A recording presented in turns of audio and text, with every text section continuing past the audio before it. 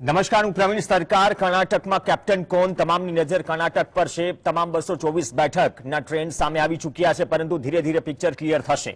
પરંતુ આંકડાઓની આ બાજીગરીમાં બંને તરફથી એક્શન રિએક્શન શરૂ થઈ ગયા છે. કોંગ્રેસે રિસોર્ટ બુક કરાવ્યો. ઓપરેશન લોટસને લઈને પણ અગાઉથી તૈયારીઓ હતી. તો કોંગ્રેસ ટ્રેન્ડ્સ પ્રમાણે બહુમતીની સ્થિતિમાં છે, પરંતુ આ આંકડો ક્યાં જઈને અટકશે, સમય સાથે વધારે પિક્ચર ક્લિયર થશે. બેંગલુરુ, દિલ્હીમાં કોંગ્રેસના કાર્યાલયમાં ફટાકડા સાથે ઉજવણી થઈ રહી છે. ટૂંક સમય પહેલા જ પવન ખેડાનું નિવેદન આવ્યું, તે બાદ અને કોંગ્રેસના નેતાનું નિવેદન આવ્યું. સિદ્ધારમૈયા આરામથી કારમાં આગળની સીટ પર બેઠા બેઠા ચા પીતા હતા. યેદિયુરપ્પા સોફા પર બેસીને તમામ ટ્રેન્ડ્સ નિહાળી રહ્યા હતા. સવાલ એ છે કે ઓલ મૈસૂરમાં કોંગ્રેસ આગળ ચાલી રહ્યું છે, જે અલગ અલગ બેલ્ટ છે, જેમાં કોંગ્રેસ અને બીજેપીનો પોતાની રીતે હોલ છે. ગ્રેટર બેંગલુરુમાં ભાજપ મોટાભાગની બેઠક પર આગળ ચાલી રહ્યું છે, પણ ચિંતા એ છે કે લિંગાયત સમાજના વોટર્સ કેટલા શિફ્ટ થયા કોંગ્રેસ તરફ, એ ચિંતાનો વિષય ભાજપ માટે. કોસ્ટલ કર્ણાટકની બેઠકો પર ભાજપ આગળ ચાલી રહ્યું છે. યેદિયુરપ્પાના ગઢમાં ભાજપને મોટો ઝટકો લાગ્યો છે, કેમ કે જગદીશ શેટ્ટાર એક એવું નામ, અગાઉ બગાવતો થઈ સાઉદી પણ હતા. મુંબઈ કર્ણાટક બેલ્ટમાં કોંગ્રેસનો દબદબો છે. જે કોસ્ટલ એરિયા છે, મધ્ય કર્ણાટક છે, બેંગલુરુ રૂરલ છે, તેમાં કોંગ્રેસ ને ગેઇન થતો જોવા મળી રહ્યો છે. મધ્ય કર્ણાટકની બેઠક પર કોંગ્રેસ આગળ ચાલી રહ્યું છે. હવે કર્ણાટકમાં તમામ જે દિગ્ગજો છે, એ ચાહે કુમારસ્વામી ના પુત્ર હોય, કુમારસ્વામીના મોટા ભાઈ હોય, જેડીએસ કિંગ મેકર બનશે કે નહીં, કિંગ મેકરની પરિસ્થિતિ એટલે કેમ કે પહેલા વિદેશ જાય છે. આજે જેડીએસના પ્રમુખ કુમારસ્વામી, પ્રમુખના દીકરા કુમારસ્વામી, પૂર્વ મુખ્યમંત્રી, જેને કડવો અનુભવ થઈ ચૂક્યો છે ભૂતકાળ, તો કિંગ મેકર બનશે કે નહીં, એક્ઝેક્ટ આંકડાઓ ક્લિયર થશે ત્યારે ખબર પડશે. આપણી સાથે સ્ટુડિયોમાં ઉર્વિશભાઈ કંથારિયા ભાજપના પ્રવક્તા તરીકે, રત્નાબેન વોરા કોંગ્રેસના પ્રવક્તા તરીકે, યોગેશ સુરગર રાજકીય વિશ્લેષક, રાજેશ ઠાકર રાજકીય વિશ્લેષક. સ્વાગત છે આપનું. રાજેશભાઈ, આપથી શરૂઆત કરીએ. આ ટ્રેન્ડ્સ છે, પણ ટૂંક સમય પહેલા જ યેદિયુરપ્પાના આપણે વિઝ્યુઅલ્સ જોયા, સિદ્ધારમૈયાના વિઝ્યુઅલ્સ જોયા, રિસોર્ટ બુક થઈ ગયા છે. જે લિંગાયત અને વોકાલિંગા અથવા તો મુસ્લિમ મતદારો પર જે આસપાસ, ભલે આપણે ગમે તેટલા વિકાસની વરખ ચડાવી દઈએ, પણ જ્ઞાતિ ગણિત ટિકિટ વહેંચણીમાં પણ, આ ટેક્ટિક્સમાં પણ હોય છે સૌથી ઉપર. તો ચૂંટણી પહેલાની બગાવત બીજેપીમાં, સાઉદીથી લઈને જગદીશ શેટ્ટાર, જો યેદિયુરપ્પાના ગઢમાં ગાબડા હોય તો સીધો મેસેજ શું જઈ રહ્યો છે? કેમ કે અહીંયાથી એક બહુ પિક્ચર ક્લિયર છે. સ્થાનિક નેતૃત્વ તો હતું જ, પણ કેન્દ્રીય નેતૃત્વ હાવી હતું. પીએમ મોદીના રોડ શો થી લઈને તમામ તામઝામથી લઈને બધું જ હાવી હતું. આ પિક્ચર કઈ તરફ ઇશારો કરે છે, જે શરૂઆતી ટ્રેન્ડ્સ 11 વાગ્યા સુધીના? જો લગભગ 8 વાગ્યાથી આપણે બેલેટ શરૂ થયા ત્યારથી ટ્રેન્ડ જોઈએ છે, તો કોંગ્રેસ જે છે કાં તો બહુમતીની નજીક જાય છે, કાં તો બહુમતીને થોડું ક્લિયર કરે છે. આ સતત ચાલતો ટ્રેન્ડ છે અને ભારતીય જનતા પાર્ટી 80 થી 70 ની વચ્ચે ટ્રેન્ડ કરી રહી છે. એનો મતલબ કે સૌથી મોટા પક્ષ તરીકે કોંગ્રેસ, અને કાં તો બહુમતીથી નજીક, કાં તો બહુમતી મેળવતો પક્ષ તરીકે કોઈ દેખાતું હોય, તે અત્યારે કોંગ્રેસ દેખાઈ રહ્યું છે. એટલે એક વસ્તુ નક્કી છે કે જ્યારે 2.5-3 કલાક સુધી આ એક ટ્રેન્ડ જળવાઈ રહેતો હોય, ત્યારે આપણે એવું સમજવું જોઈએ કે સત્તામાં જે છે એ ભારતીય જનતા પાર્ટી બેદખલ થઈ રહી છે અને કોંગ્રેસ જે છે એ સત્તાની અંદર આવી રહી છે. હવે તમારો જે મૂળ પ્રશ્ન છે કે યેદિયુરપ્પાને લગતો, કે ત્યાંની લિંગાયત ને વોકાલિંગાને લગતો, તો સ્ટાર પ્રચારકોની યાદીમાં યેદિયુરપ્પાને લગભગ 72 રેલીઓ જે છે એનું લિસ્ટ આપવામાં આવેલું, 75 રેલીઓ, એમાંથી એમણે 32 રેલી કરી. 3 રેલીમાં એ પહોંચ્યા નહીં, 2 રેલીમાં પહોંચ્યા પછી એમણે ભાષણ ના આપ્યા. એ સિવાય પણ એમણે એમના ફાર્મ હાઉસ ઉપર કે એમના ઘરે કે એવી રીતે ઇન્ડિવિજ્યુઅલ પત્રકારોને બોલાવી અને જે છે એ વાતો કરી, અને એની અંદર પણ એમનું જે સાયલેન્ટ એક મેસેજ જતો હતો, જે ભારતીય જનતા પાર્ટીની વિક્ટરીનો આશાવાદી વ્યક્ત કરતા હતા, પણ જે એગ્રેસિવનેસ જોઈએ એ એગ્રેસિવનેસ ક્યાંક ને ક્યાંક એમનામાં જોવા નહોતી મળતી. 1-2 પત્રકારોની સાથે એવું પણ થયું કે એ ઇન્ટરવ્યુ લેવા નીકળ્યા, એમનો રેલીનો સમય હોય અને વારંવાર એમના પીઆઈને એમને કહેતા હોય કે આ રેલીમાં જવાનું છે, કે નહીં એ દિલ્હી સે गेस्ट आए हैं, मैं उसको इंटरव्यू देने के बाद आऊंगा, और રેલી પૂરી થવાની હોય ત્યારે ત્યાં પહોંચ્યા હોય. આ બધા ઉપરથી એક વાત એવી જતી હતી કે એમને જે રીતે સાઇડ લાઇન કરવામાં આવ્યા છે ત્યાંના પોલિટિક્સની અંદર, એનો ક્યાંક ને ક્યાંક જે અસર છે એ લિંગાયત કોમ્યુનિટી ઉપર એમને એક સમયે મજબૂરી હતી. આપણે જાણીએ છીએ કે જ્યારે તખ્તા પલટ થયો કર્ણાટકમાં એક વખત તો અહીંયા અમિત શાહના નિવાસસ્થાને આવીને પણ મળી ગયા, એ પિક્ચર પણ જોયા. પણ લિંગાયતમાં એક એવું નામ ચલો કે જેના પર ઘણા બધા દાગ લાગી ચૂક્યા છે, પણ સતત છેલ્લા 1.5 કે 2 દશકાથી લિંગાયત સમાજને ભાજપ તરફ વાળવામાં યેદિયુરપ્પાનો બહુ મોટો ફાળો છે.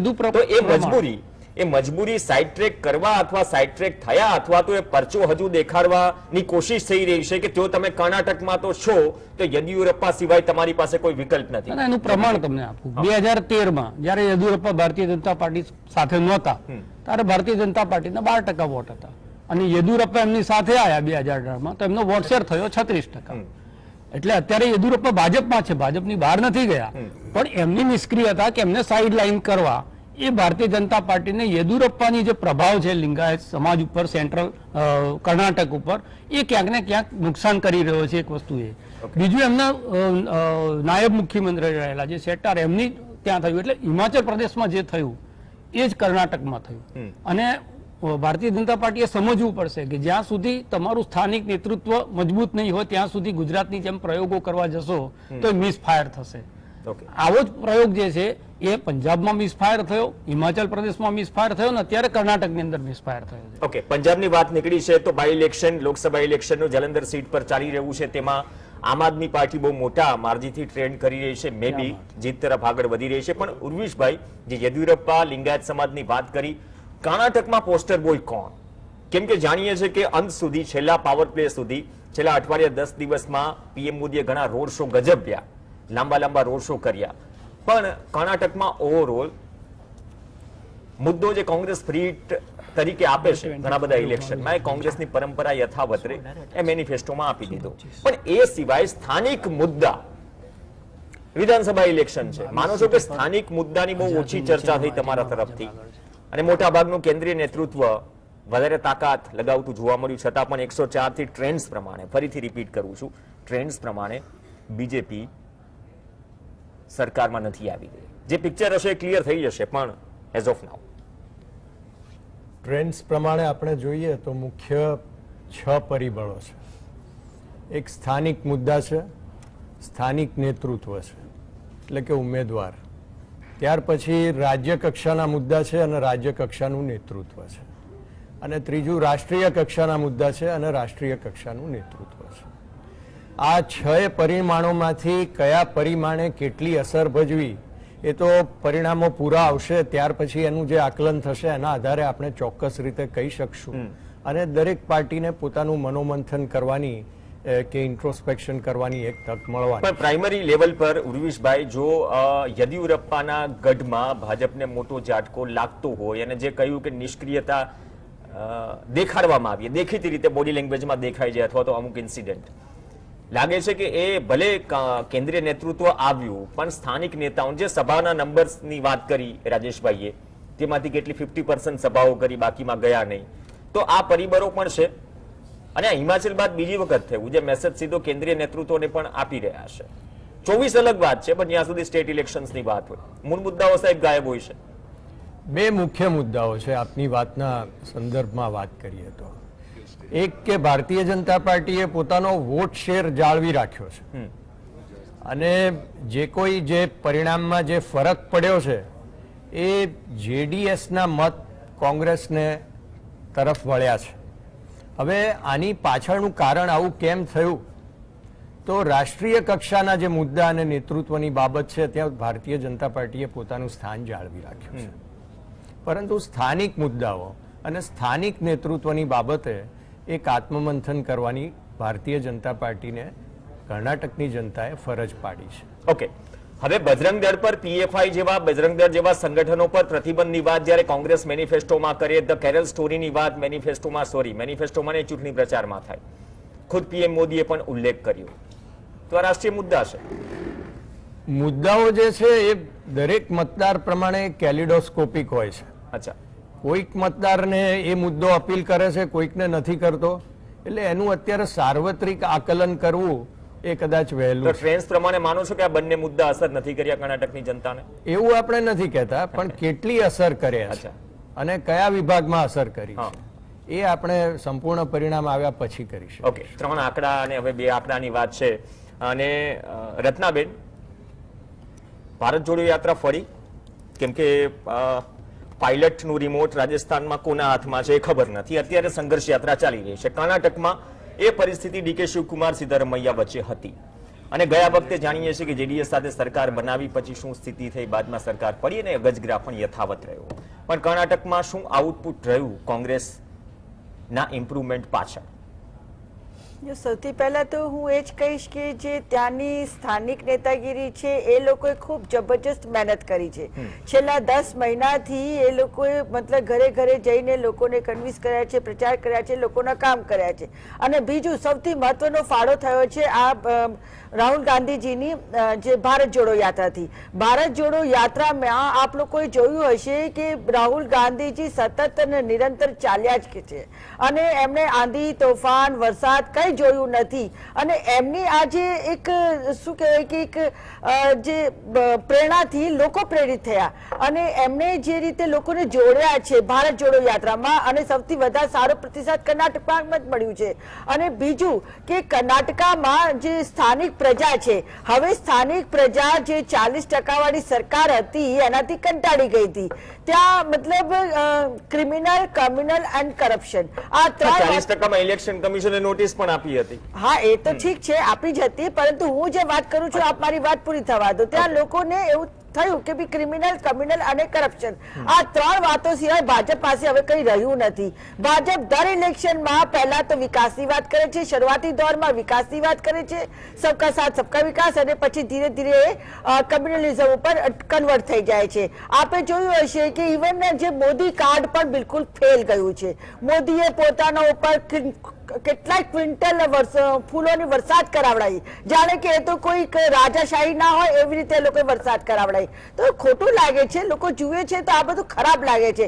પછી છેલ્લી રેલીમાં મોદીએ પોતે કીધું જય બજરંગબલી, જય બજરંગબલી, જય બજરંગ. હવે આ લોકો બધા ત્રાસી ગયા છે. વારે ઘડીએ કમ્યુનલ કાર્ડ ના ચાલે. પછી હિજાબનો મુદ્દો, હલાલનો મુદ્દો, અને પછી હવે કેરલા સ્ટોરીમાં પણ પોતે નરેન્દ્ર મોદી આવીને પ્રચાર કરી જાય છે. હવે વડાપ્રધાન છે, તમારી એક ગરિમા છે, તમે એક આખા દેશના અભિભાવક છો અને અભિભાવકના ભાવ રીતે તમારે તો બધાને સાથે લઈને ચાલવાનું હોય. સાચી વાત છે, અમુક મર્યાદાઓ રાખવી જોઈએ. મલ્લિકાર્જુન ખડગેએ પણ જે સ્ટેટમેન્ટ આપ્યું બંને તરફ લાગુ પડે છે અને લોકશાહીમાં શાહી ક્યાં લાગે છે, નેતાઓ કેટલા ઠાઠમાં જીવે છે, આ મુદ્દાઓની વાત જે બંને ઉર્વિશભાઈ અને રત્નાબેને કરી, પ્રશાંતભાઈ, પણ કર્ણાટકમાં આપને શું લાગ્યું? કેમ કે જે છેલ્લા અઠવાડિયા કે 10 દિવસમાં કેરલા સ્ટોરી છવાયેલી રહી, ભલે સુપ્રીમ કોર્ટે કહ્યું છે, પશ્ચિમ બંગાળને પણ સવાલ કર્યો છે કે આખા દેશમાં પ્રદર્શિત થઈ રહી છે તો પશ્ચિમ બંગાળમાં કેમ નહીં? આપણે જાણીએ છીએ કે માત્ર દરેક જવાબદારી ફિલ્મ મેકરની પણ નથી હોતી,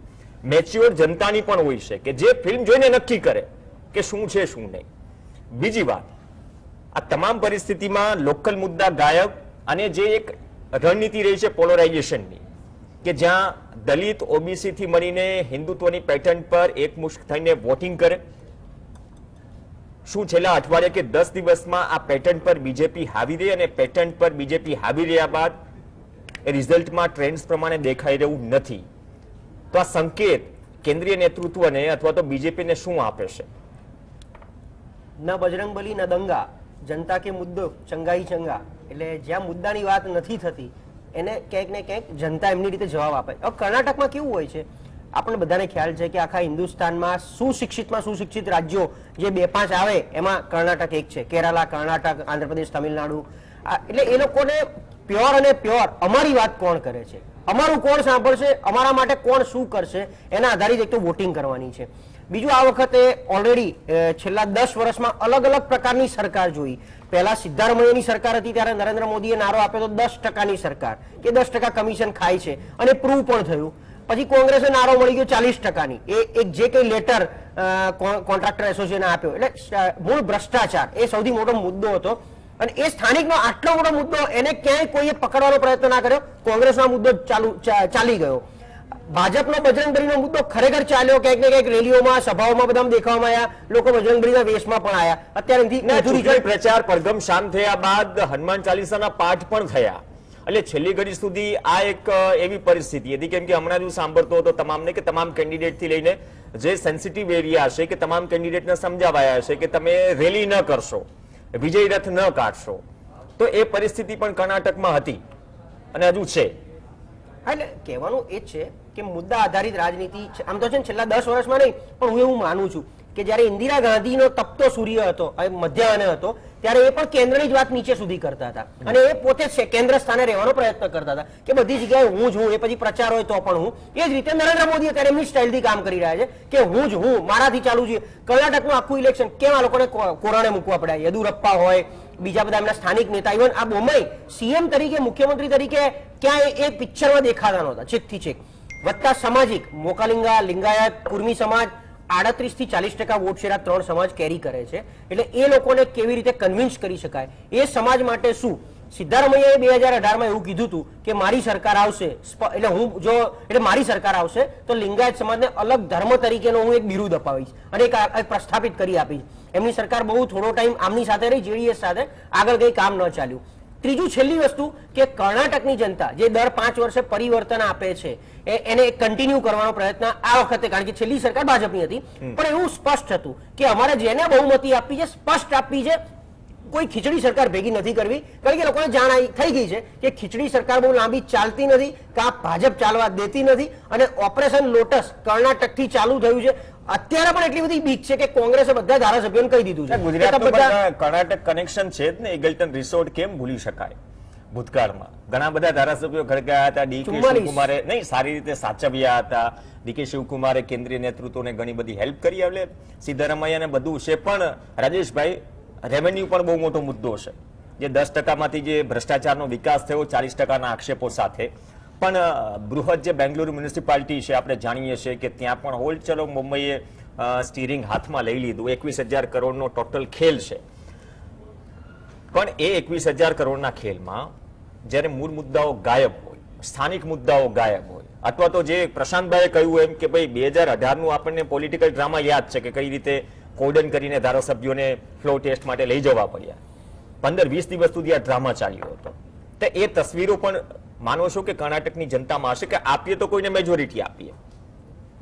બિલકુલ ચોક્કસ. એટલે પ્રજાને તો સ્થિર સરકાર જોઈતી જ હોય છે અને સ્થિર સરકાર ના હોય તો એનું પરિણામ શું આવે એ પ્રજાને ખબર હોય છે. અને એટલા માટે આ વખતે શરૂઆતથી એક ટ્રેન્ડ, ખાલી કન્ફ્યુઝન, આ બજરંગ દળ ઉપર પ્રતિબંધ મૂકવાની કોંગ્રેસે વાત કરી, એ પછી એક કન્ફ્યુઝન ક્રિએટ થયું હતું. શું એમણે ભાજપની એમ કે દિશાની અંદર બોલ ફેંકી દીધો છે કે કેમ?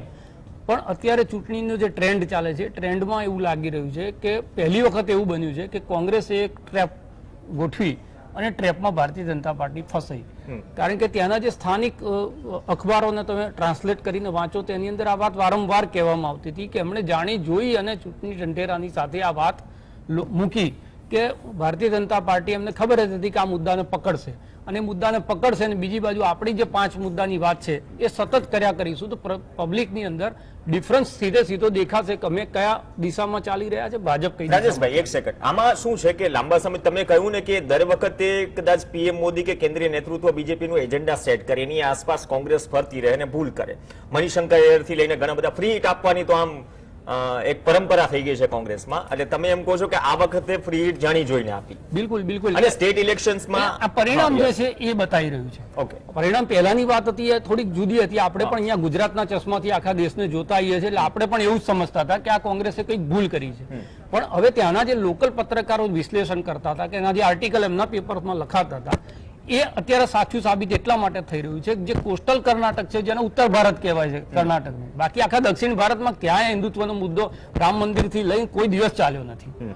કર્ણાટકમાં માત્ર 30 કે 32 સીટો ઉપર એ મુદ્દો ચાલતો હતો, ત્યાં પણ એ મુદ્દો નથી ચાલ્યો. કોસ્ટલ કર્ણાટકમાં 5 સીટનું નુકસાન છે ભારતીય જનતા પાર્ટીને, જે એક પણ સર્વે નથી બતાવતું.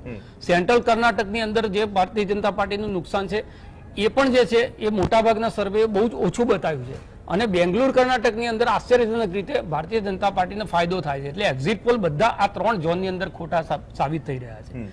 બીજી વસ્તુ એ છે કે જે વોટિંગ પર્સન્ટેજ છે કોંગ્રેસનો વધ્યો છે 5% જેટલો, ભારતીય જનતા પાર્ટીનો એટલો ને એટલો જ છે.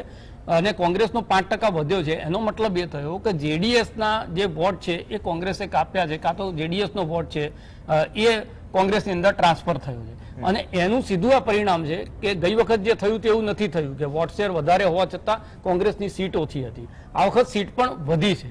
અને બીજી વસ્તુ એ છે કે વ્યક્તિગત આરોપ અને પ્રત્યારોપ, તો એની અંદર કોઈનો જે કુર્તો છે એ ચોખ્ખો નથી.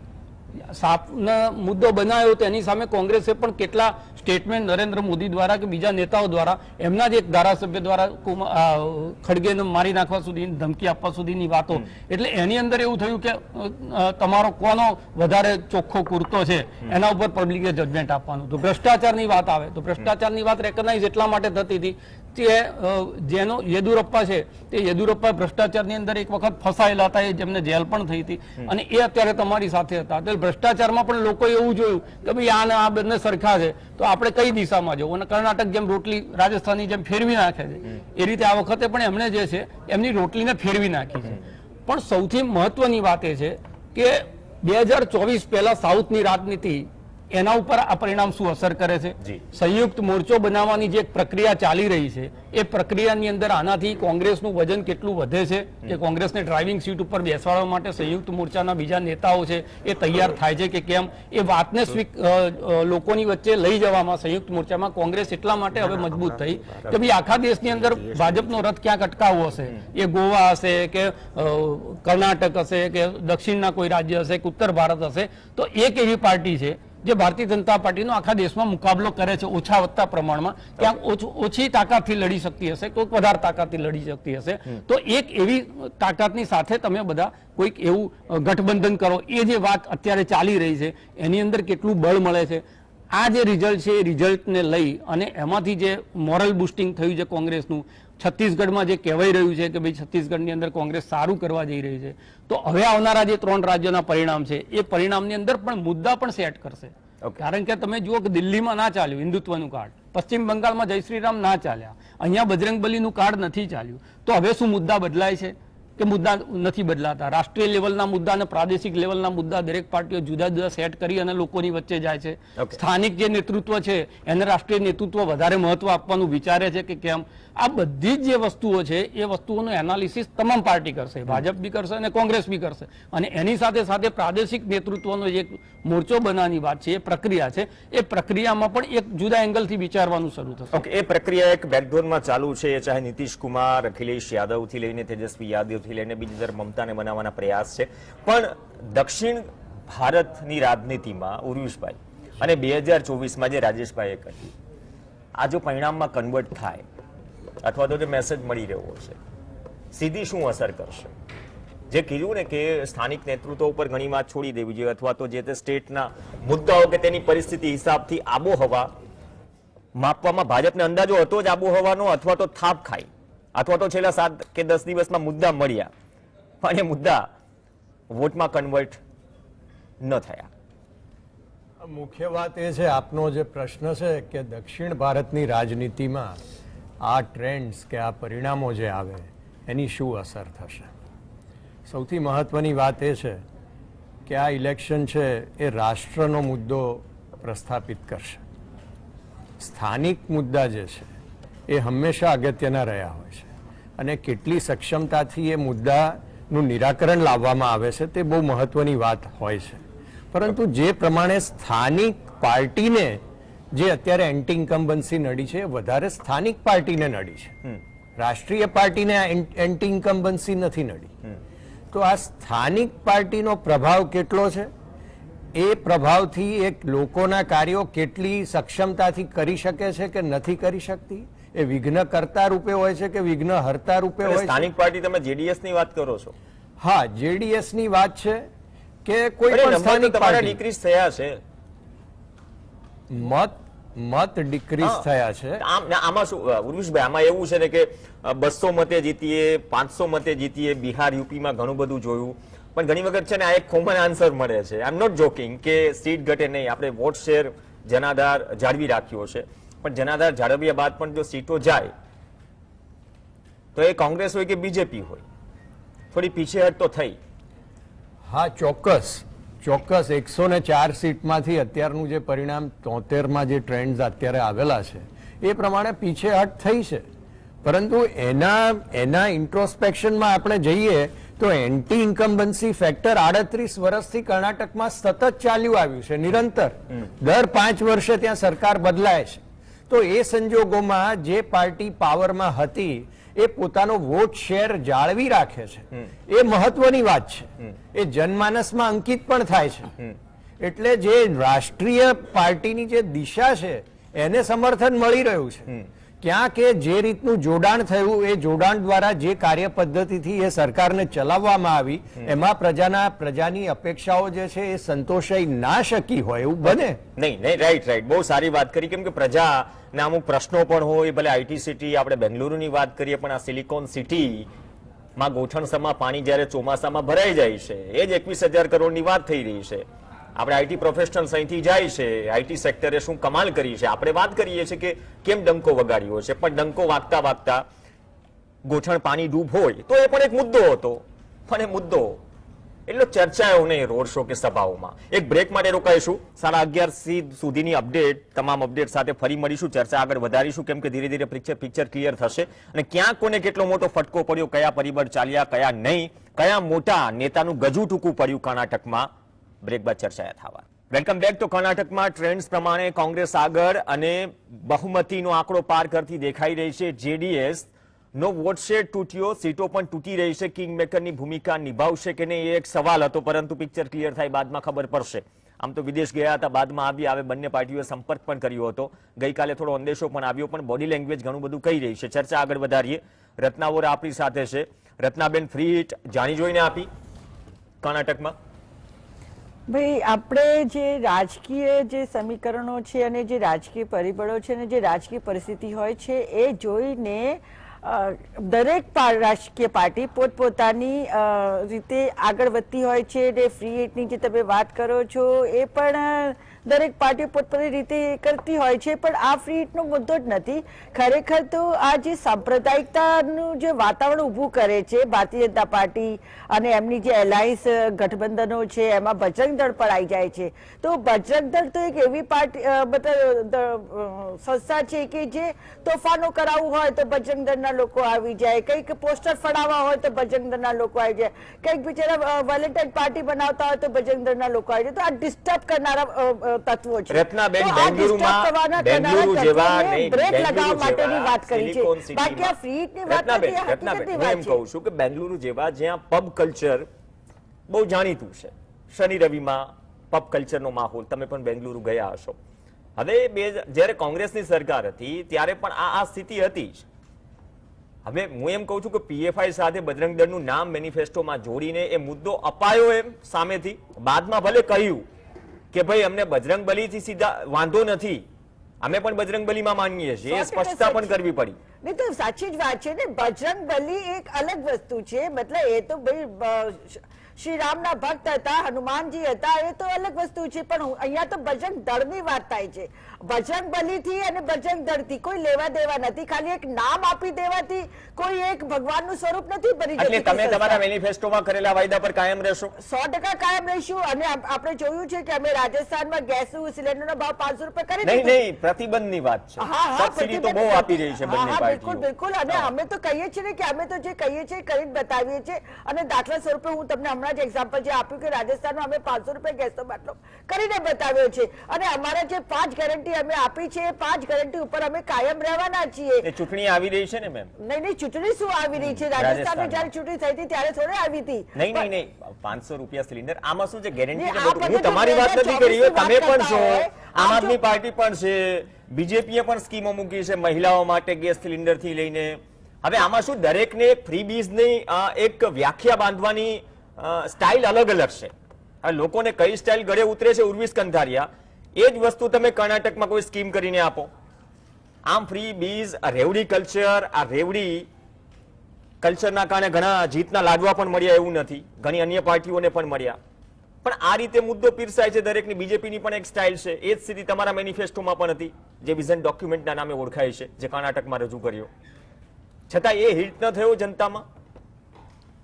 ભારતીય જનતા પાર્ટીની એક વાત બહુ સ્પષ્ટ છે કે જ્યાં રાષ્ટ્રની વાત આવે કે સંસ્કૃતિની વાત આવે ત્યારે પોતે બહુ જ ક્લિયરલી પોતાનું રાજકીય સ્ટેન્ડ એસ્ટાબ્લિશ કરીને આગળ વધે છે.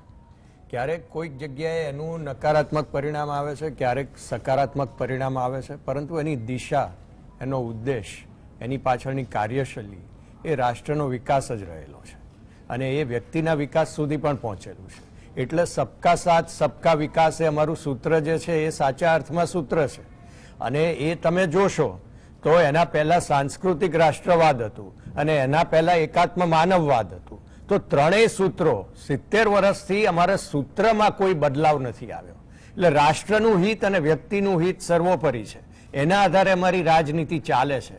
ક્યાંક કોઈક અમે 43 વર્ષથી રાજકારણમાં છીએ, અનેક ચૂંટણીઓ લડ્યા છીએ, તો એક રાજ્યની ચૂંટણીમાં જેમાં 1% પણ મત અમારો ઓછો નથી થયો, તો એના ઉપરથી અમે અત્યારે સાર્વત્રિક તારણો આપવા માટે અત્યારે વહેલું છે અમારા માટે. એટલે આમાં સીટોનું નુકસાન જે સરકાઈ જાય તો વાંધો નથી, 24 પર ફોકસ છે.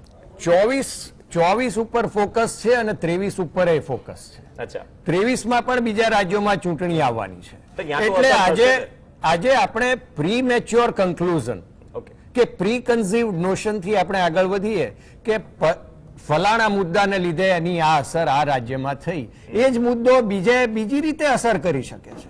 એટલે માત્ર એક ઉદાહરણને આધારે સમગ્ર રાષ્ટ્રની રાજનીતિનું આકલન કરવું એ કેટલા અંશે યોગ્ય છે એ સુજ્ઞ પેનલે અને દર્શકોએ વિચારવાનું. સરપંચની સ્થાનિક સ્વરાજની ચૂંટણીમાં રોડ, ગટર અને રસ્તા બનાવવામાં પણ કેન્દ્રીય નેતૃત્વનો સહારો લેવો પડે, એ ચાહે બીજેપી હોય કે કોંગ્રેસ હોય. જે તે વોટ કે જે તે વિસ્તારના લોકો સારી રીતે સમજે છે, ભાઈ અહીંયા કોર્પોરેટર નથી મળતા, ગુમ છે, એના પોસ્ટરો લગાવવા પડે, દિલ્હી ફોન કરવાનો. અમે આ ડિબેટની શરૂઆત ઉરીશભાઈ એટલા માટે કેમ કે બીજેપી હંમેશા જનતા વચ્ચે રહેનારી પાર્ટી છે. જી, બોપલમાં એક કચરાની સાઇટનો મુદ્દો હતો, અમિત શાહને જાણ કરવી પડી, ત્યારે પ્રોબ્લેમનું સોલ્યુશન આવ્યું. તો અમદાવાદ કોર્પોરેશન શું કરે છે? આ કદાચ આજનો સંદર્ભ નથી, પણ અહીંયા સીધો મેસેજ છે. ભલે રાષ્ટ્રવાદ કોંગ્રેસમાં પણ હશે, બીજેપીમાં પણ હશે, દરેક પાર્ટીમાં, આપણે નાગરિક તરીકે આપણામાં પણ છે, પણ આ ભેદ તો આપણે કરવો પડશે ને. સ્થાનિક મુદ્દાને અવગણી દેવાના. અમે ડિબેટની શરૂઆત મોંઘવારી રાષ્ટ્રવાદ નથી, જી, બેરોજગારી રાષ્ટ્રવાદ નથી. જી, અમે ડિબેટની શરૂઆતમાં જ વાત કરી કે 6 પરિબળો છે. ઓકે, સ્થાનિક મુદ્દા, સ્થાનિક નેતૃત્વ, રાજ્ય કક્ષાના મુદ્દા, રાજ્ય કક્ષાનું નેતૃત્વ, અને રાષ્ટ્રીય મુદ્દા અને રાષ્ટ્રીય નેતૃત્વ. આ 6 મુદ્દામાં ક્યાં કેટલી પરફોર્મન્સ લેવલ કેટલું આવ્યું છે એના આધારે જનમાનસ પોતાની પોઝિશન નક્કી કરતું હોય છે. એના આધારે રાજકીય પક્ષો પોતાનું આત્મમંથન કરતા હોય છે. ઓકે, તો આ કદાચ આ રિઝલ્ટમાં કન્વર્ટ થાય તો જવાબદારી હાર કે જીતની કોણ લેશે? સ્થાનિક નેતૃત્વ, કેન્દ્રીય નેતૃત્વ? જવાબદારી જે પરિણામ છે એ રાજકીય રીતે અમે સ્વીકારીએ છીએ. જે ટ્રેન્ડ છે એને સ્વીકારીએ છીએ અને જે પરિણામ આવશે એને પણ અમે સ્વીકારીશું. અને એમાંથી જે નિષ્કર્ષ ઉભો થશે એના આધારે અમારી કાર્ય પદ્ધતિમાં શું ફેરફાર કરવો જરૂરી છે એ અમારા માટેનો નેક્સ્ટ મુદ્દો છે. ઓકે, એમસીડી ઇલેક્શનમાં તો ઘણા બધા પોસ્ટર જોયા, બાદમાં થોડું બદલાઈ પણ ગયું. પ્રશાંત ગઢવી, 24માં તો ઈશારો છે, 24ની તૈયારીઓ ને બધું થતું રહેશે, પણ એ પહેલાની મેજર જે સ્ટેટ છે રાજસ્થાન સહિત જે વિધાનસભા ઇલેક્શન છે તેમના માટે શું મેસેજ?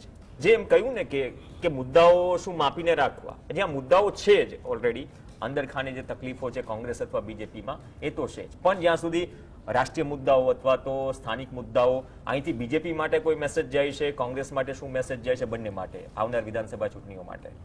જો મુદ્દા આંતરિક કલે બધું બધી જગ્યાએ હોય, આજનો આ પરિણામ ક્યાં ક્યાં કેવી રીતે અસર કરે જો એની આપણે વાત કરીએ. પેલું એક સ્વીકારીએ કે ભારત જોડો યાત્રાની નાની મોટી સફળતા રાહુલ ગાંધીની શરૂઆત થઈ. આ જ વસ્તુ ખરેખર રાજસ્થાન, મધ્યપ્રદેશ, છત્તીસગઢમાં લઈ જશે, કારણ કે અને કેન્દ્રના મુદ્દા અલગ છે, કારણ કે તમે જુઓ તો 2018માં આ હિન્દી બેલ્ટ સારામાં સારો રાજસ્થાન, મધ્યપ્રદેશ, છત્તીસગઢ એક પણ સીટ કોંગ્રેસે ના મળી લોકસભામાં. સરકાર એમની જ હતી બધી જગ્યાએ, 3 જગ્યાએ લોકસભા થયું ત્યાં સુધી મધ્યપ્રદેશમાં સરકાર કોંગ્રેસની જ હતી. 25માંથી 25 રાજસ્થાન, 30માંથી 29, ગઈ વખતે 2 હતી એમાંથી પણ 1 ઓછી થઈ ગઈ. 2014માં 2 સીટ કોંગ્રેસે મળી હતી, 1 ઓછી થઈ. છત્તીસગઢ 11માંથી 10, એટલે ત્યાં લોકસભાની અંદર કોંગ્રેસે એ સફળતા નથી મળતી જે કદાચ રાજ્યમાં સરકાર બનાવવામાં મળી જાય છે. તો શું આ વસ્તુ ખરેખર એ બહુ અલગ છે, બહુ ડિફરન્ટ છે? પણ યસ, ભાજપ પાસે માત્ર કેન્દ્રીય નેતૃત્વ એટલું એગ્રેસિવ છે જે દરેક જગ્યાએ ટેક ઓવર કરે છે રાજ્યોને, અને ત્યાં જઈને કેન્દ્રના મુદ્દાની વાતો કરે છે. એ પછી રામ મંદિર હોય, 370 હોય. એટલે બીજેપી અત્યારે એ સમજવાની જરૂર છે કે સ્થાનિક કક્ષાએ સ્થાનિક નેતાઓને પણ વજન આપવું પડશે. પણ તકલીફ આ વખતે કર્ણાટકે અપવાદ એટલે હતું કે 40% સરકારથી પંકાઈ ગયું હતું ભાજપ, એટલે ત્યાં સ્થાનિક કોઈ નેતા કોઈ કશું બોલી શકે એવી પરિસ્થિતિમાં નહોતા, એટલા માટે પણ આ ટેક ઓવર કરવું પડ્યું હતું. એટલે આ બધું જ જોતા ત્યાં ઘણી જગ્યાએ સ્થાનિક નેતાઓને બીજેપીએ વર્ચસ્વ આપવું પડશે. કોંગ્રેસ અત્યારે સંપૂર્ણપણે રાષ્ટ્રીય લેવલે થોડું ડિપેન્ડન્ટ છે, કારણ કે સ્થાનિક કક્ષાએ કશું છે નહીં. આપણે જુઓ તો ગુજરાતની વાત કરીએ, બીજા રાજ્યોની, અમુક જ્યાં રાજ્યોમાં સરકાર ટકાઈ શકે. આગળ વધારીએ વાત. ભૂપેશ બઘેલ છત્તીસગઢના મુખ્યમંત્રી કોંગ્રેસના પ્રતિક્રિયા સાંભળી લઈએ. बीच में जा रहे हैं उसे जनता अपना रही है. सर जो 40% कमीशन की बात आप लोगों ने की, भ्रष्टाचार एक बड़ा मुद्दा बना कर्नाटक के भीतर में. राहुल गांधी जी कह रहे थे इसी बात को, आप लोगों ने तो बहुत जोर देकर किया. तो क्या जनता ने इस मुद्दे पर भी वोट किया है और कांग्रेस के साथ? वो एनालिसिस वाले करेंगे निश्चित रूप से, लेकिन वो बड़ा मुद्दा कांग्रेस ने बनाया था. एक तो महंगाई है, बेरोजगारी है और 40% कमीशन. तो भारतीय जनता पार्टी कार्यकर्ता उस बात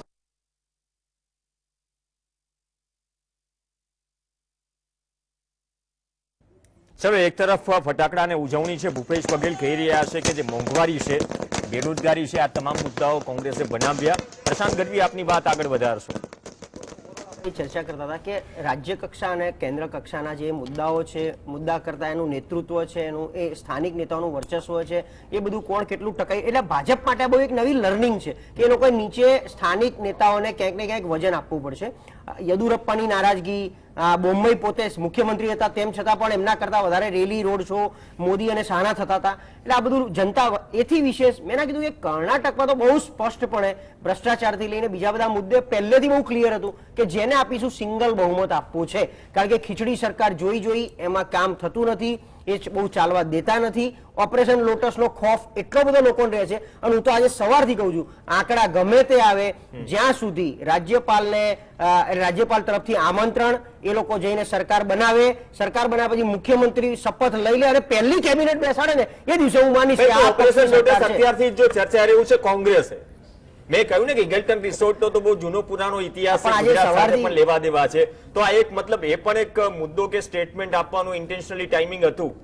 એટલે આજે સવારથી બધાને બોલાવી લો. કોંગ્રેસે શું કર્યું, બધા ધારાસભ્યોને બેંગ્લોર બોલાવી દીધા આજે ને આજે, ભાઈ તમે ફટાફટ અહીંયા આવી જાવ. એટલે કદાચ આજે પત્ર પણ આપી દે ને આજે બહુમતી રજૂ પણ કરી દે. ગઈ વખતે શું થયું, 2018માં આમ જોવા સિંગલ લાર્જેસ્ટ બીજેપી હતી, એની પાસે આંકડો નહોતો, પણ રાજ્યપાલ આપણા વજુભાઈ વાળા ભાજપના હતા, એટલે એમણે તરત આમંત્રણ આપીને સરકાર રચી. 72 કલાક કરતા ઓછો સમય ચાલી ફ્લોર ટેસ્ટ, સુપ્રીમ કોર્ટે ફ્લોર ટેસ્ટ આપ્યો. એમની પાસે કોઈ આંકડો નહોતો. યેદુરપ્પાએ બહુ સરસ વાજપેયીની ભાષામાં ભાષણ આપી અને રાજીનામું મૂક્યું. પછી આ બંને જણાએ ગઠબંધન કર્યું. 5 વાગ્યામાં ક્યાંક તો શપથ લેવાઈ જાય છે ને મહારાષ્ટ્રમાં, એએનઆઈના કેમેરામેન સાથે. એ પણ સુપ્રીમ કોર્ટે ટકોર કરી દીધી ને રાજ્યપાલના વર્તન ઉપર, કે રાજ્યપાલે એમની રીતે બિહેવ કરવું. ભગતસિંહ કોશિયારી મહારાષ્ટ્રની વાત હતી, હમણાંની લેટેસ્ટ આની વાત હતી મહારાષ્ટ્રની. એટલે બધું ઓવરઓલ એ જ છે કે આ લોકતાંત્રિક પ્રક્રિયાથી ચાલતો દેશ, લોકતાંત્રિક પ્રક્રિયાને આપણે રિસ્પેક્ટ આપવાનું હોય છે અને એ પ્રકારના આંકડા ચાલે છે. અત્યારે ભલે 117 નો આંકડો છે, પણ મેં કીધું એમ કે જ્યાં સુધી મુખ્યમંત્રી પહેલી કેબિનેટ નહીં લે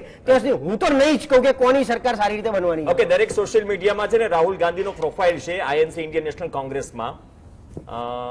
રત્નાબેન, ડરો મત. તો પછી ઓપરેશન લોટસ થી ડરવાની શું જરૂર છે? આરામથી 2 દિવસ પછી જશે. સવાલ ડરવાનું નથી, પણ સવાલ એ છે, એ જે રાહુલ ગાંધીએ કહ્યું છે ને કે ડરો મત, એક બીજા પરિપ્રેક્ષમાં કહ્યું એ મુદ્દાઓ સામે અવાજ ઉઠાવવામાં, પણ ધારાસભ્યો પોતાના જ્યારે જીતે છે, મતલબ ધારાસભ્યોને શું ડર છે? તમે પ્રશ્ન કર્યો છે તો મને જવાબ આપવા દો. ધારાસભ્યોને મેં તો પરિપ્રેક્ષ નક્કી કરી દઉં કે કયા સંદર્ભમાં મેં સવાલ કર્યો છે. અથવા પાર્ટી અથવા ધારાસભ્યોને ડરવાની શું જરૂર છે? હા, તો હું એ તમને બતાવું છું ને કે ખોટું થતું હોય તો એની સામે તમારે અવાજ ઉઠાવવાની, એની સામે તમારે ડરવાનું નહીં, ખોટાના ખોટું કહેવાનું અને ન્યાય અન્યાયની લડાઈમાં તમારે ન્યાય સાથે ઊભું રહેવાનું. એ બધી વાત ઉપર રાહુલ ગાંધીએ કીધું છે ડરો મત. હવે રહી વાત આ ઓપરેશન લોટસની, હવે ઓપરેશન લોટસ તો આપ સૌ જાણો છો કે આ જે ભારતીય જનતા પાર્ટી છે એક જાતની લૂંટેરી સરકાર બની ગઈ છે, જ્યાં પોતે ચૂંટાઈ ના આવે તો પછી લૂંટી લે. છે એવું એ લોકોનું વલણ છે ને એવું ભૂતકાળમાં બધાએ જોયું છે અને બધાએ અનુભવ કર્યો છે રાજકીય પરિપ્રેક્ષમાં પણ અને સામાન્ય જનતાએ પણ એને સમજ્યું છે. તો આ કારણ એવો છે કે લોટસ ઓપરેશનથી ડર એટલા માટે લાગી શકે છે કારણ કે ભાઈ આ તો શું કહેવાય કે ભ્રષ્ટાચાર છે અને હવે તો ભારતીય જનતા પાર્ટી એટલી બધી મહામુહિમ પાર્ટી થઈ ગઈ છે, પૈસાનો એમની પાસે એટલો મોટો રેલમ છે કે કોઈને પણ કોઈ પણ જગ્યાએથી ખરીદી શકે છે. નહીં આવે મારી આ વસ્તુ છે, પણ ભ્રષ્ટાચારનો મુદ્દો તો 2014 પહેલા તમે કોલ લો, 2G લો, સુરેશ કલમાણી લો, આ બધું હતું જ એવું ને. એટલે સત્તામાં આવ્યા પછી 10%નો જે વિકાસ 40% એ પહોંચ્યો એ પરંપરા બની ગઈ છે ભારતીય રાજનીતિમાં. દરેક રાજકીય પક્ષ હોય સ્થાનિક લેવલ પર. હું તમને એ જ કહું છું ને કે ભાઈ અહીંયા મુદ્દો હવે તમે મને પ્રશ્ન જે શરૂ કર્યો તો ડરો મત વાળું. હું એ જ કહું છું એ થાય છે ત્યારે ધારાસભ્યો કે નેતાઓ ડરે છે ને કે ઈડી આવી જશે, સીબીઆઈ આવી જશે, જે આક્ષેપો થઈ ગયા. ઈડી ને સીબીઆઈ નો તો દુરુપયોગ કરવામાં જ આવે છે અને સુપ્રીમ કોર્ટે કીધેલું છે કે ભાઈ આ તો પિંજરાનો પોપટ છે, જેવું કે જેવું શીખવાડે એવું એ કામ કરે છે. અને દરેક જે મતલબ આ જે ભારતીય જનતા પાર્ટી છે એને તો ઈડી અને સીબીઆઈ નો ભરપૂર ઉપયોગ કર્યો છે.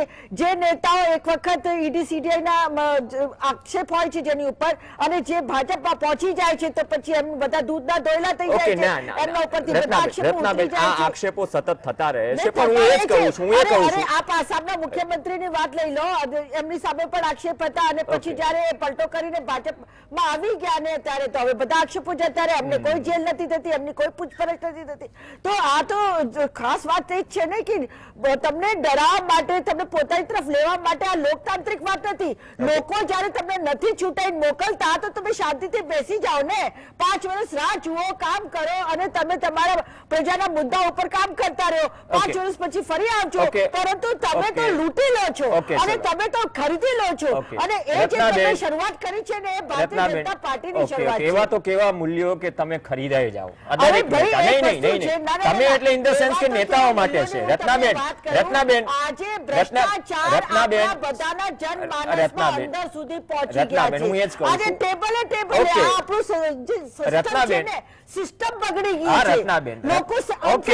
છે. ઓકે રત્નાબેન, આમાં શું છે, ભ્રષ્ટાચારની વાત કરવામાં આવશે ને તો મૂલ્યોની મૈયત દરેક પાર્ટીની નીકળશે. આમાં બહુ લાંબુ લિસ્ટ છે. બિલકુલ. એટલે આપણે ભાજપ કોંગ્રેસમાં થોડું ઊંડું નથી ઉતરવું, પણ થોડું ફાઇલ ક્લિયર રાખો તો ડરવાની જરૂર ન પડે. જ્યાં સુધી ધારાસભ્યો કે નેતાઓની વાત હોય. ઉર્વિશ કંથારિયા, આ સ્થિતિ છે, એક જ શસ્ત્ર છે 2014 પહેલા, 2014 પછી. આ જ શસ્ત્ર જે સત્તામાં હોય એ વાપરે છે દુરુપયોગ તરીકે. આક્ષેપ તમે પણ લગાવ્યા પેલા ભૂતકાળમાં, હવે કોંગ્રેસ લગાવી રહી છે. સૌપ્રથમ તો આપણે જનમાનસના દ્રષ્ટિકોણથી આપણે જોઈએ તો અત્યારે સૌથી મોટો જનમાનસમાં પ્રશ્ન એ થઈ રહ્યો છે કે તમે કર્ણાટક જેવા શિક્ષિત રાજ્યમાં તમે બહુમતી તરફ પ્રયાણ કરી રહ્યા છો એવા અત્યારે તમને ટ્રેન્ડ્સ દેખાઈ રહ્યા છે, તો પછી રિઝોર્ટ બુક કરાવવાની શી જરૂર છે? કોર્પોરેશન લોટસ થી ડરે છે ને. કોંગ્રેસે સ્ટેટમેન્ટ તો આવ્યું યાર. તમે આટલા અંજાન કેમ તમે બનો છો? સ્થાનિક મુદ્દાઓને એડ્રેસ કર્યા છે, તમે મજબૂત નેતૃત્વ આપ્યું છે, તમે રાજ્ય કક્ષાના નેતૃત્વ સામે ઝીંક ઝીલી છે, તમે રાષ્ટ્રીય નેતૃત્વ સામે ઝીંક ઝીલી છે, તમે આટલી બધી રાજકીય બાહોશી કેળવી લીધી છે, તો પછી રિઝોર્ટમાં તમારા ચૂંટાયેલા સભ્યોને મૂકવાની શી જરૂર છે? આટલી બધી ઇનસિક્યોરિટી તમને કેમ લાગે છે? તમારા લોકોના લીધે જ લાગે છે. ચોખ્ખી જ વાત છે ને. તમે જે રીતે ખરીદ વેચ કરો છો અને જે લોકતાંત્રિક મૂલ્યો છે તમે કોરોને મૂકી દો છો અને પછી તમે જે પ્રજા તમને જ્યારે તમને જનમાનસ નથી આપ્યું, તમને પછી તમે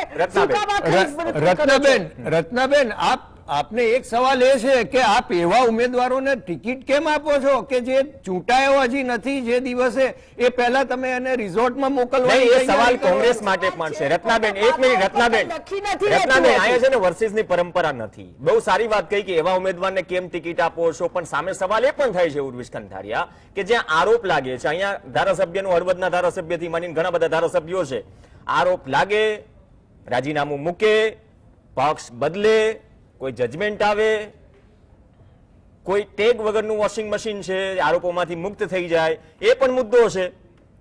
એટલે દૂધે ધોવાયેલા કોણ છે એ પણ એક પુરુષભાઈ કંથારિયા. આમાં શું છે, મૂલ્યો દરેક રાજકીય પક્ષ. કોંગ્રેસે હિમાચલમાં એફિડેવિટ કરાવી, ટિકિટ આપું છું પણ પછી છેક સુધી પકડી રાખશો, સરકાર ટકવા દેશો અને પક્ષ પલટો નહીં કરો એવું એફિડેવિટ આપે, એ જ ઉમેદવારને અમે ટિકિટ આપીશું. આ હિમાચલનો હમણાં જ મુદ્દો છે. પણ આમાં એફિડેવિટ ક્યાં કંઠી બદલવા માટે એફિડેવિટ કરવાની એટલે ક્યાં જરૂર છે નહીં, ઉમેશભાઈ? રાજકીય એફિડેવિટ નહીં, આમાં કરવી કોઈ પડે. BJP કે કોંગ્રેસ આ મજબૂરી જુઓ, એટલે એફિડેવિટ કરવી પડે. એટલે હું તો શું વાત કરું છું ઉર્વિશભાઈ કે હું ઉર્વિશભાઈનો જવાબ લોકતંત્રની કમ્પ્લીટ વાત કરું. કરું ઓકે છું. ઓકે ઉર્વિશભાઈ, તો આ એક થોડીક મજબૂરી છે દરેક પોલિટિકલ પાર્ટી માટે. મજબૂરીની વાત નથી, હા. એ કાર્યશૈલીની વાત છે. દરેક પોલિટિકલ પાર્ટી કઈ કાર્યશૈલીથી પોતે ઉમેદવારનું ચયન કરે છે અને એને કેટલો સાથ આપે છે, એની સાથે નૈતિક રીતે કેવી રીતના ઊભા રહે છે, એ આધાર છે આનો. એટલે કોંગ્રેસ અત્યારના ટ્રેન્ડ્સ પ્રમાણે આગળ દેખાય છે, પરંતુ ટ્રેન્ડ એક એવો પણ લાગે છે કે ઇનસિક્યોરિટીમાં પણ આગળ છે. એટલા માટે એ રિઝોર્ટ બુક કરાવીને પોતાના ચૂંટાયેલા કે ચૂંટાનારા ધારાસભ્યોને ત્યાં મૂકી દેશે. હવે જનમાનસમાં તમે મને કહો કે આનું શું પ્રતિબિંબ આવશે? મેસેજ પર શું છે સત્તા પક્ષ તરફથી? બંને તરફ. અરે ભાઈ તમે લોકતંત્રની જે એક વાત મિનિટ, સવાલ કરવાનો ને રત્નાબેન. મેસેજ તો બંને તરફથી જશે ને. કોંગ્રેસ ડરી રહી છે એ પણ મેસેજ જશે, અથવા તો સત્તા પક્ષ મની અને મસલ પાવરથી દરેક વખતે ઓપરેશન લોટસ ચલાવશે એ પણ મેસેજ જશે, જે આક્ષેપો લાગતા રહ્યા છે વિપક્ષ તરફથી. જનતંત્રના પ્રતિનિધિને સ્વતંત્રતા હોય છે, પરંતુ એ બંધારણની મર્યાદામાં રહીને શું કરવું શું ના કરવું એ પણ વાત સ્પષ્ટ હોય છે. પરંતુ પ્રશ્ન એ છે કે આજે 1 વર્ષ 2 વર્ષ 3 વર્ષ પછી કંઈક આંતરિક અસંતોષ વધ્યો કોઈ કાર્યપદ્ધતિને કારણે, અને એના કારણે કેટલાક ધારાસભ્યો એ રીતના વિચારવા લાગ્યા, તો એ વસ્તુ જુદી છે. પરંતુ હજી તો ટ્રેન્ડ, હજી તો 8 વાગ્યા ને હજી તો 11 વાગ્યા છે. 3 કલાકમાં હજી તો પરિણામ આવ્યા નથી. ઓકે, આ ટ્રેન્ડ્સ છે. અને રિઝોર્ટ બુકિંગ થઈ ગયા છે. ઓકે, ટ્રેન્ડ્સ છે. આમ તો ગરમી છે તો આમ ઓરેન્જ અને બધા એલર્ટ ના, આપણે ટ્રેન્ડ્સને પણ માનીએ છીએ, આપણે માનીએ છીએ. ઓકે, પરંતુ માત્ર 3 કલાકમાં પરિસ્થિતિ એટલી બધી બદલાઈ ગઈ કે તમારે એમને તમારે નજરકેદ કરવા પડ્યા. પ્રશાંતભાઈ, કર્ણાટકમાં કયું એલર્ટ ચાલી રહ્યું છે? આજકાલ ગરમીનું તો ગુજરાતમાં સારું એવું એલર્ટ ચાલી રહ્યું છે, મોજા પણ આવી રહ્યું છે, ચક્રવાત. તો એવા ચક્રવાતના કોઈ એંધાણ આપને લાગી રહ્યા છે?